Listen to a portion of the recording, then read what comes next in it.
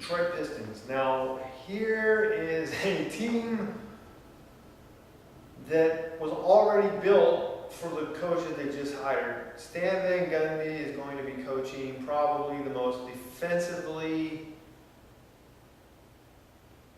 potentially talented defensive teams in the entire league. Now, last year when the Pistons got Josh Smith, a lot of people were saying, "What are they doing? That's overlap. What are they going to do with Josh Smith? He doesn't solve their offensive problems." But he would have, I think, if they had used the players properly. Because, well, let me explain. They have Andre Drummond at center, who's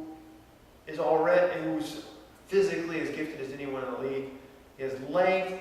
He has a desire to play defense, and even without elite awareness or even necessarily NBA type awareness, he is a true defensive nightmare already, just by virtue of his long arms and athletic ability. So then you pair him with Greg Monroe at power forward, who's not the best defensive player, but his height and length is enough to cause problems. And then you put Josh Smith at small forward. What I don't understand is how anyone actually scored on him last year, because those three guys alone should have been able to. I'm really interested to see what Stanley and Van Gundy can do with these guys, because I would not be surprised to see some games down in the 50s against the Pistons this year.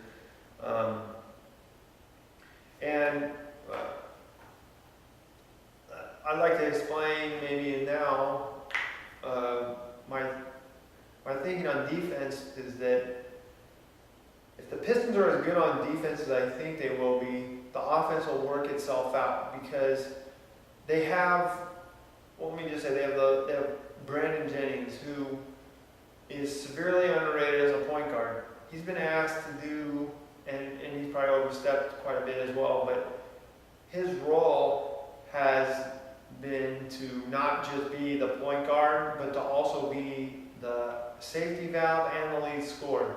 So people have looked at his shooting percentage, his shot selection, all that, and really a lot of it has to do with the product of his role and the way the team's got him into his shots.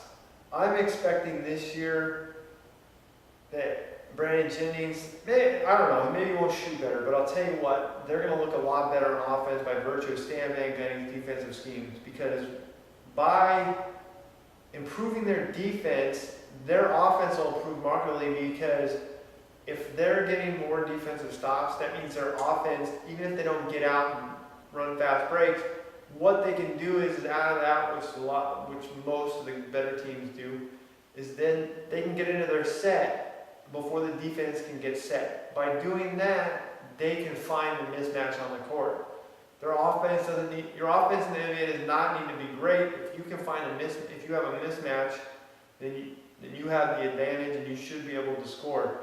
And last year, without taking advantage of the defense and having to go up against set defenses as often as they did, their offense is not built to be able to bust or to score against the set defense. They're just not talented enough.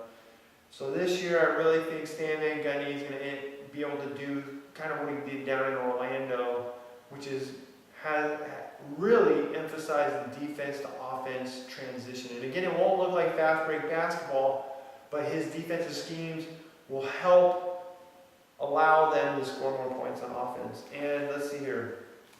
They picked up DJ Augustin. What a great pickup. Crom Butler, not so hot on, but not bad. Let's see here.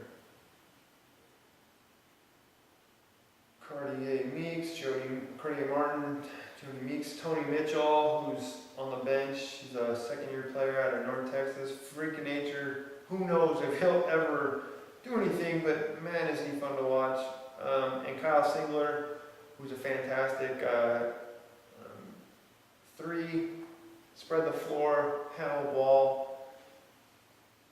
Yeah, I don't know how much I like the Pistons, but I would not be surprised if they make a lot of noise in the East.